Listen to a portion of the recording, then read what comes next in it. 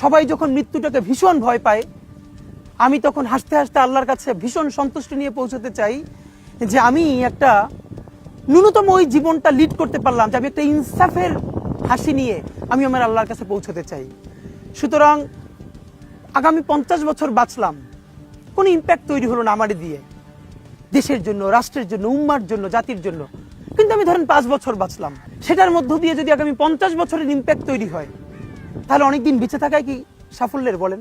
শহীদ president Ziaur Rahman কয়টা দিন বেঁচেছেন, কিন্তু ভাবেন আজকে পর্যন্ত উনি আমার অনুপ্রেরণা। হাঁটতে হাঁটতে আমার পা ফুলে যায়। আমি আমার টিম সেদিনকে ব্যাগের মধ্যে জুতো নিয়ে তারপরে একটা শপিং মলে ঘুরছিলাম, মানে পা ফুলে গেছে, পা জুতোয় ঢুকাতে পারছিলাম না। তো জিয়াউর রহমানের একটা ওনার গল্প মনে পড়ছিল, যিনি মাইলকে মাইল যখন হাঁটতেন ওনার সাথে স্টাফদের পা ফুলে যেত, কিন্তু ওনার তো আর্মি ট্রেনিং আছে। তখন তাকে বলতো যে স্যার আপনার তো আর্মি ট্রেনিং, আমরা তো আর পারি না। এই জন্য ওনাকে মানুষ রাখাল রাজা বলতো। তা আমরাও সারা বাংলাদেশের 56,000 বর্গ মাইলে হাঁটতে চাই, আমরা ইনসাফের চাষাবাদ করতে চাই, একটা স্বাধীন সার্বভৌমত্বের সততার বাংলাদেশ তৈরি করতে চাই। আল্লাহ যে কয়দিন হায়াতে রাখবেন এই লড়াইটা করব। যেদিন নিয়ে যাবেন আমি স্বপ্ন দেখে যেতে চাই, আমি আমাদের এমন টিম, আমি আমার সন্তানকে রেখে যেতে চাই, আমার মৃত্যুর পরে যেন এই লড়াই বন্ধ না হয়, এই লড়াই যেন বাংলাদেশে কিয়ামত পর্যন্ত জারি থাকে।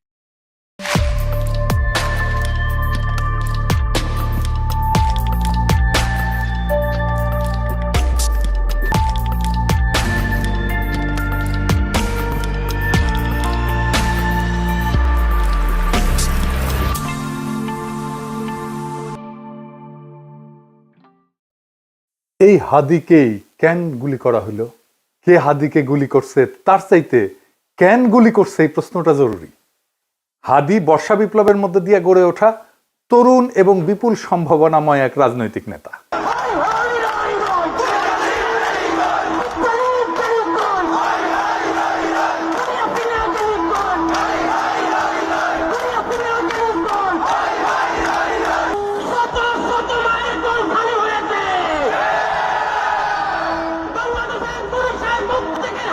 অনেকে আওয়ামী লীগের দিকে আঙুল তুলতেছে। আওয়ামী লীগ অবশ্যই বর্ষা বিপ্লবের প্রধান শত্রু, কোনো সন্দেহ নাই, কিন্তু আওয়ামী লীগই কি একা বর্ষা বিপ্লবের একমাত্র শত্রু? না, রাজনৈতিক দলগুলো যারা হাসিনা বিরোধী লড়াই করছে তারাও তো বর্ষা বিপ্লবকে ধারণ করে না। সরকারের মধ্যে বিপ্লব বিরোধী ধান্দাবাজ অপদার্থ ধ্বজভঙ্গ লোকেরা ঢুকিছে একের পর এক। প্রফেসর ইউনূস নিজের বউয়ের ডাক্তাররা ঢুকাইছে মন্ত্রী পরিষদে, বন্ধুর পোলারে ঢুকাইছে, তার গ্রামীণ ব্যাংকের লেসপেন্সার সব ঢুকাইছে, পলিটিক্যাল পার্টিগুলো তাদের নিজেদের লোকদেরকে ঢুকাইছে, এবং বেশিরভাগই অপদার্থ। না আছে এদের ম্যানেজমেন্ট স্কিল, না আছে পলিটিক্যাল নলেজ, না আছে সদিচ্ছা, না আছে শরীরে জোর। আওয়ামী লীগ অস্ত্র কিনে সশস্ত্র যুদ্ধের ডাক দিছে, অস্ত্র কিনে যুদ্ধ করার কথা ঘোষণা দিছে, একবার না বারবার জেনেভায় যায় প্রকাশ্যে দিছে। দেখেন একের পর এক দেখান এইটা সে হোয়াটএভার ইট ইজ, আমাদের কথা হচ্ছে যে আমাদের এই সংগ্রাম লড়াই অব্যাহত রাখতে হবে, এই এদেরকে এখান থেকে উৎখাত করতে হবে। আর আমি সবসময় পার্সোনাল ক্যাপাসিটিতে একটা কথা বলি, সেটা হচ্ছে যে সশস্ত্র সংগ্রাম ইজ দ্য অ্যান্সার। হয়তোবা বাংলাদেশ আওয়ামী লীগ এই নীতিতে হয়তোবা এখনো যায়নি, কিন্তু ব্যক্তিগতভাবে আমার ক্যাপাসিটি হচ্ছে যে we have the take up arms এবং we have to resist ourselves, because আমাদেরকে খুন করছে, আমাদেরকে পাল্টা লড়াই অব্যাহত করতে হবে, এবং এটাই হচ্ছে আমাদের স্ট্যান্ড। আমার কাছে মনে হয় ব্যক্তিগতভাবে আমার স্ট্যান্ড। দেখেন আর একটা দেখান, অস্ত্র হাতে নেওয়া ছাড়া, গেরিলা যুদ্ধ ছাড়া এই রাজাকারদের বিরুদ্ধে জেতা যাবে না। আমি আবারও আপনাকে বলি যে সশস্ত্র সংগ্রাম, গেরিলা প্রস্তুতি, এগুলো আমাদের জন্য জরুরি এবং সেটা আমাদেরকে ভাবা শুরু করা উচিত। আমি মনে করি বাংলাদেশ আওয়ামী লীগের এসব পুতু রাজনীতি করার সুযোগ নাই। আমরা দেখব যদি ভালোই ভালোই কাজ হয় হবে, কিন্তু দেশ যদি এইভাবে পাকিস্তানের দিকে চলে যেতে থাকে, সশস্ত্র সংগ্রাম এবং আমাদেরকে এই গেরিলা সংগ্রাম বা আরেকটা মুক্তিযুদ্ধ ছাড়া আমাদের কোন রাস্তা নাই। এবার আর একটা দেখান, আমরা করতে হইলে এইখানে পয়সা উঠান, আর যারা মন্ত্রী মিনিস্টার আসল বিদেশ তারাকে বলেন পয়সা দিবার জন্য, আমরাও পয়সা দিব, অস্ত্র কিনতে হবে, আমরা যুদ্ধ করতে হবে মাঠে।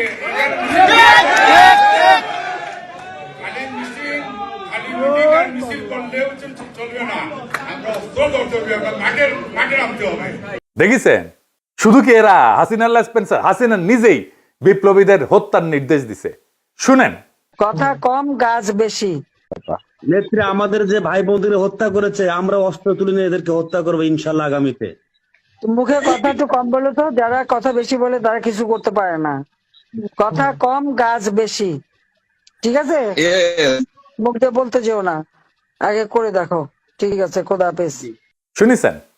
তারপরে তো এই ঘটনা, একটা রাষ্ট্রের বিরুদ্ধে সশস্ত্র সংগ্রাম বা প্রকাশ্য খুনের নির্দেশ দেওয়ার বিরুদ্ধে কিছু করছে প্রফেসর ইউনূসের সরকার? কিছুই করে নাই, কিচ্ছু করে নাই। আর ওদের সাহস আকাশে চড়ছে। হাসিনাকে ভারত ফেরত না পাঠাতে চাইলে নাকি আমাদের কিছুই করার নাই, এই বলে তৌহিদানন্দ প্রভুপাদ। শুনেন, ভারতকে রাজি হতে হবে অথবা চাইতে হবে তাকে ফেরত পাঠানো। রাজি না হলে আসলে তো করার কিছু না, আমরা রাজি করানোর চেষ্টা করতে থাকতে পারি, এটুকু। যেটা বলছিলেন এটা একটু প্রসেসের ব্যাপার আছে, প্রসেসে চলছে, দেখা যাক আমরা কতটুকু অ্যাচিভ করতে পারি। শুনেছেন? এটারে বিএনপি ঢুকাইছে, দেখা দিলাম এটা উপদেষ্টা মন্ডলীতে। এতটাই অপদার্থ, করার কিছু নাই তো তুই উপদেষ্টা আসিস কেন? 111 আমলা ওরে বানাই দিছে মন্ত্রী, এরা গালাইলে ওর গায়ে মাখেন। এতটাই নির্লজ্জ, এতটাই ক্ষমতা লোভী। এদের দিয়া প্রফেসর ইউনূস ফ্যাসিবাদের আগমন ঠেকাবে। হ্যাঁ, কি আর কমো, বালটা ঠেকাইতে পারবে। নির্বাচনের তফসিল ঘোষণা করছে না, দেখেন কি ভয়াবহ রক্তপাত হয় এই পুরা নির্বাচনী সময়। কিছুই ঠেকাইতে পারবে না। কেউ তো কথা শোনে না, আমলারাও কথা শোনে না। ক্ষমতায় বসেছে, রাষ্ট্রযন্ত্রের উপরে কোনো নিয়ন্ত্রণ প্রতিষ্ঠা করতে পারে নাই এই 2 বছরে। এত সাপোর্ট দিয়ে গেছে, কোনো স্যাদব্যাদ নাই। আচ্ছা বলেন, এনএসআই, ডিজিএফআই যদি না জানে কারা ঢাকা 8 আসনের প্রার্থী শরীফ ওসমান হাদিকে হত্যার উদ্দেশ্যে গুলি করছে, তাহলে এই সংস্থাগুলো বন্ধ করে তো দিতে হবে। এগুলো রাখার যুক্তি কি? এই সংস্থা দুইটার প্রধানদের আজকে তো বিদায় করে দেওয়া উচিত। এরা কিছুই করতে পারবে না। জাতীয় নিরাপত্তা উপদেষ্টা একজনকে বানাইছে। হ্যাঁ, অনেকে বলে আপনার গুরুজন, হ্যাঁ, ওনারা নিয়ে ভিডিও টিডিও বানাইছেন। ওনারে আবার তা আমি কি করব? যে যায় লঙ্কায় সেই তো হয় রাবণ। সে ক্ষমতা উপভোগ করিচ্ছে আর বিএনপির সাথে ঘুটু করিচ্ছে যেন বিএনপি তাকে পররাষ্ট্রমন্ত্রী বানায়। হাদিকে খুন করার এই ভয়ঙ্কর অপারেশনে যারা যুক্ত ছিল তাদেরকে গ্রেপ্তার করে বিচারের আওতায় না আনতে পারলে প্রফেসর ইউনূস সরকার 12 ফেব্রুয়ারি জাতীয় নির্বাচন সম্পন্ন করতে পারবে না, লিখে রাখতে পারে। বর্ষা বিপ্লবকে কোনোভাবে মেনে নিতে পারেনি কায়েমি গোষ্ঠী। আর এক দল আছে বর্ষা বিপ্লবকে বিপ্লব বলে স্বীকারই করতে চায় না, বলে এটা অভ্যুত্থান। এটা অভ্যুত্থান নাকি বিপ্লব খুব নির্দোষ বিতর্ক বইলা মনে হয় না, কিন্তু এখানে লুকায় আছে হাদির গুলি খাওয়ার নিশানা। আসেন সেটা বুঝে দেখি। এক শ্রেণীর জাউরা আছে, দেখবেন বলবে এসে আমি সহ কয়েকজন নাকি দেশটারে অস্থির করে রাখছি। বিপ্লবের পরে কোনো দেশ সুস্থির হয় না, কখনো হয় না। বিপ্লবের ইতিহাসে এটা নাই। সুস্থির করার জন্যই বিপ্লবী সরকার লাগে। অভ্যুত্থান আর বিপ্লব এক জিনিস না। আমি যদি বাঘরে বিলাই ভেবে ম্যানেজ করি তাহলে বাঘ বাঁচবে নাকি বিলাইয়ের সার্ভিস আদর পাবো আমি? কোনোটাই তো হবে না। এই বিপ্লব না অভ্যুত্থান, এই জিনিসটা বুঝার ভুলের এই খেসারত জাতিকে দশকের পর দশক দিতে হবে। আমি বলে দিলাম, আমি পরিষ্কার করে বুঝাই বলি কেন অভ্যুত্থানের পরে দেশ দ্রুত স্বাভাবিক হয় আর কেন বিপ্লবের পরে দেশ দীর্ঘদিন অস্থির থাকে এবং কেন বিপ্লবের সঙ্গেই প্রতি বিপ্লব জন্ম নেয় কিন্তু অভ্যুত্থানের পরে প্রতি বিপ্লব জন্ম নেয় না। আসেন সেই জিনিসটা বুঝে দেখি। অভ্যুত্থান মানে কি? অভ্যুত্থান মানে ক্ষমতার হস্তান্তর, রাষ্ট্রের রূপান্তর না। ক্ষমতা এক হাত থেকে আর এক হাতে যাবে, রাষ্ট্র বদলাবে না। অভ্যুত্থানে বদলায় কে শাসন করবে, কিন্তু বদলায় না রাষ্ট্রের কাঠামো, আইন, আদালত, ব্যুরোক্রেসি, সেনাবাহিনী, তার কর ব্যবস্থা, আন্তর্জাতিক চুক্তি। এই জন্যই আমরা ভারতের সাথে হাসিনার কর চুক্তি বাতিল করতে পারি নাই। এই কারণে অভ্যুত্থানের পরদিন ব্যাংক খুলে যায়, অফিস চলে, পাসপোর্ট ইস্যু হয়, কোর্ট বসে, বিদ্যুৎ আসে, রাষ্ট্র কাজ করে। কারণ রাষ্ট্র তখনও জীবিত থাকে, শুধু চালক বদলায়। আর 2024-এ বর্ষা বিপ্লবে কি হয়েছে এটা চিন্তা করে দেখেন।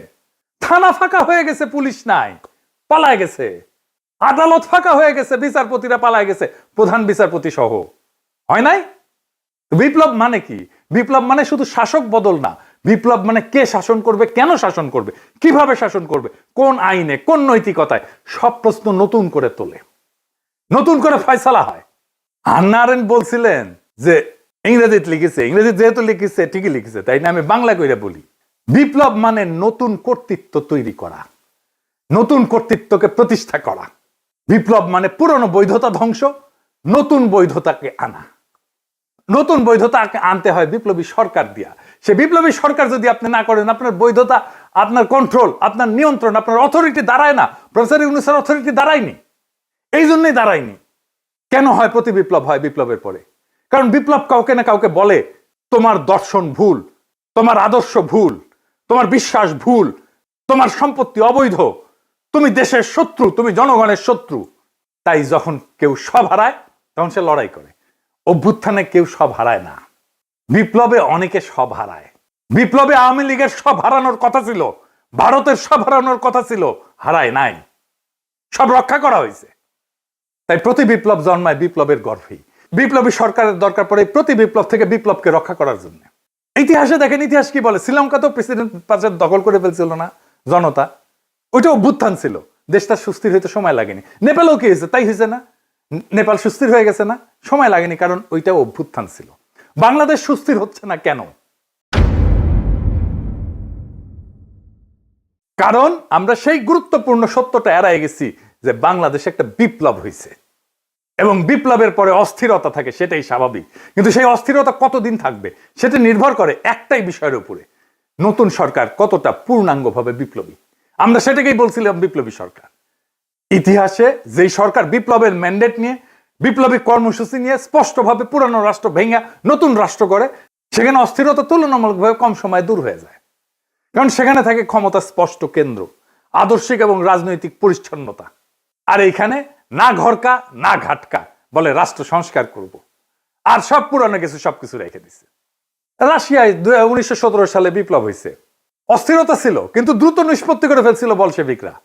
অস্থিরতা দীর্ঘ হয়নি, যুদ্ধ ছিল কিন্তু দ্বিধা ছিল না। চীনেও কমিউনিস্ট সরকার পুরনো রাষ্ট্রের সঙ্গে আপোষ না করে নতুন রাষ্ট্র গড়ে তোলে। এইটাই বিপ্লবী চরিত্র, দ্রুত রাজনৈতিক স্থিতিশীলতা এনে দেয়। ভিয়েতনামও একই কথা। কর্তৃত্ব প্রতিষ্ঠা করতে হয় বিপ্লবী শক্তিকে। অন্যদিকে সরকার যেখানে না ঘরকা না ঘটকা, আধা বিপ্লবী, পুরানা এলিট আর নতুন শক্তির মধ্যে দোদুল্যমান, সেখানে অস্থিরতা লম্বা হয়। তাই হয়েছে প্রফেসর ইউনূসের সরকারে, পুরনো এলিট আর নতুন শক্তির একটা কোয়ালিশন হয়েছে। ফ্রান্সে বিপ্লব হয়েছে 1789 সালে, এরপরে দশক ধরে অস্থিরতা চলছে। মূল কারণ ছিল বিপ্লবের প্রশ্নে স্পষ্ট সিদ্ধান্তের অভাব। অর্থাৎ সমস্যাটা বিপ্লব না, সমস্যাটা হইল অসম্পূর্ণ বিপ্লব, বিপ্লবের পরে কর্তৃত্ব প্রতিষ্ঠা না করা। প্রফেসর ইউনূস কর্তৃত্ব প্রতিষ্ঠা করতে পারে নাই, আমাদের অনেক সাপোর্ট সত্ত্বেও। যত বেশি বিপ্লবী সরকার হয় তত দ্রুত ক্ষমতার প্রশ্ন মীমাংসিত হয়, তত দ্রুত দেশ স্থিতিশীল হয়। বিপ্লবকে যে থামায় দেয় যায় সরকার, অস্থিরতা তার পিছু ছাড়ে না, প্রফেসর ইউনূসেরও পিছু ছাড়বে না। কিন্তু বিপ্লব যে সম্পূর্ণ করে, স্থিতিশীলতার তার অনিবার্য ফল। আজকের অস্থিরতা, অরাজকতা সবকিছুর দায় ওই ছাত্রদের, যারা প্রফেসর ইউনূসের সরকার বানাইছে। এডিটর সাহেব, প্রফেসর ইউনূসের পেছনে ছাত্রদের ছবিটা দেখান, কারা কারা আছে। এই সব কয়টার দায়িত্ব এটা, এরাই প্রফেসর ইউনূসের সরকার বানাইছে। এই দায় নিতে হবে, ছাত্রদেরকে নিতে হবে, ওয়াকারকে নিতে হবে, রাজনৈতিক দলকে নিতে হবে, আসিফ নজরুলকে নিতে হবে, যারা এই সরকার গঠন করছে, সবার এটা দায়। এখন শেষ প্রশ্ন, কেন হাদি গুলি খায়, অন্য কেউ না? এর কারণ হাদি শুধু জুলাই বিপ্লবী না, হাদি একজন আপাদ মস্তক ভারতীয় আগ্রাসন বিরোধী। ভারতীয় আগ্রাসন বিরোধী হয়ে বাংলাদেশে বাইসা থাকাটা মুশকিল। প্রেসিডেন্ট হইলেও বাইসা থাকা যায় না। জিয়ারে মরতে হয়েছে না, ইলিয়াস আলীকে মরতে হয়েছে না, সালাউদ্দিন কাদের চৌধুরীকে মরতে হয়েছে না, জামাত নেতাদেরকে মরতে হয়েছে না, আবরারকে মরতে হয়েছে না, হাদিকে নিয়ে কম কুৎসা রটনা করা হয়েছে। দেখেন এই মালটাকে চিনতে পারেন কিনা দেখেন। জুলাই গণ অভ্যুত্থানে হাদির অবদান কি দেখতে হবে না? এই গণ অভ্যুত্থানের সময়ে, গণ অভ্যুত্থানের পরেও হাদি নামে কাকে মানুষ চিনত না। বাংলাদেশের সংকটে হাদিকে এদেশের মানুষ পায়নি। বাংলাদেশ যখন কাঁদছিল, বিপদে পড়েছিল, যখন রক্ত ঝরছিল, তখন হাদিরা সিনা টান টান করে দাঁড়ায়নি। তখন কিন্তু মির্জা আব্বাস ভাইরা দাঁড়িয়েছিল, তাদের হাজার হাজার কর্মীরা এখানে অবদান রেখেছে, লড়াই করেছে।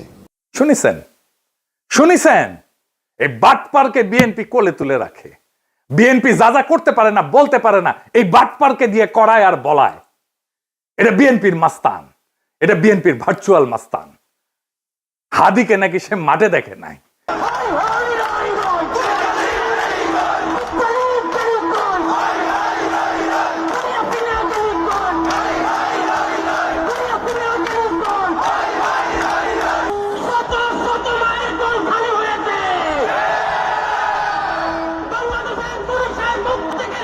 ওই বর্ষা বিপ্লবের হেডমাস্টার, ওর কাছে রোল কল কইরা বর্ষা বিপ্লবের স্টেক নিতে হবে।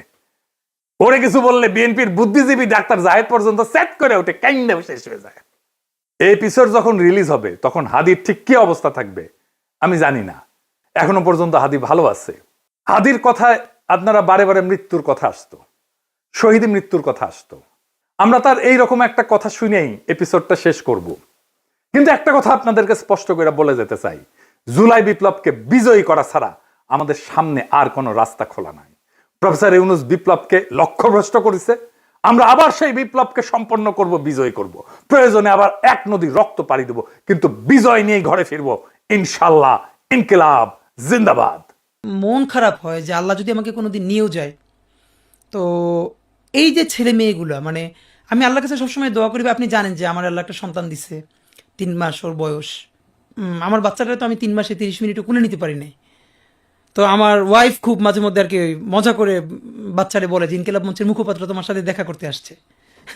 তো আমার এই প্রথম মনে হলো কি যে আমি ভাইয়ারে বলি, ভাইয়া আল্লাহ যদি আমাকে নিয়ে যায় আমার বাচ্চাটার দিকে একটু খেয়াল রাখেন।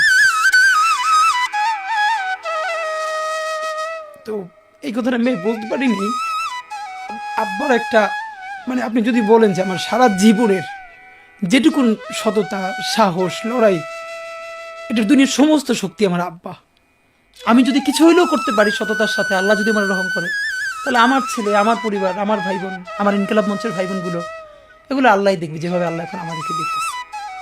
সুতরাং কারো কাছে আর কোনো প্রত্যাশা নেই।